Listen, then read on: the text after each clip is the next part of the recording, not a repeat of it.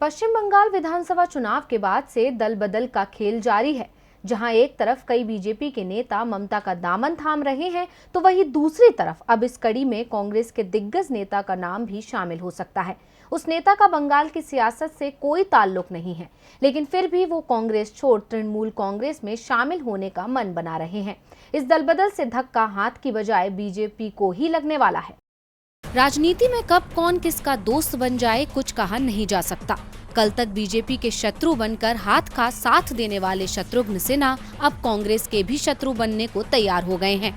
राजनीतिक गलियारों में अटकलें लगाई जा रही हैं कि वरिष्ठ कांग्रेस नेता और पूर्व बीजेपी सांसद शत्रुघ्न सिन्हा जल्द ही ममता बनर्जी के साथ ही बनने वाले हैं। सूत्रों का दावा है कि शत्रु 21 जुलाई को टीएमसी के शहादत दिवस समारोह में उसकी सदस्यता ले सकते हैं।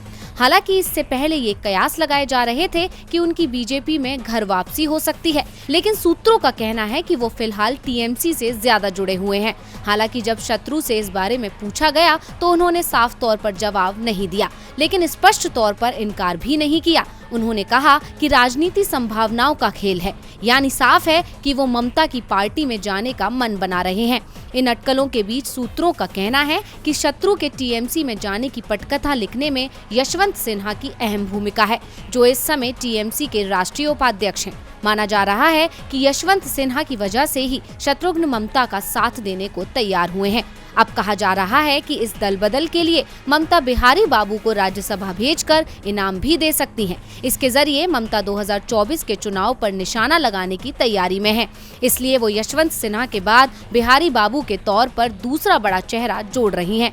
अब ममता ने तो शत्रुघ्न की सियासी पारी को लेकर पूरा प्लान तैयार कर लिया है, जो कांग्रेस से ज्यादा बीजेपी पर भारी पड़ेगा।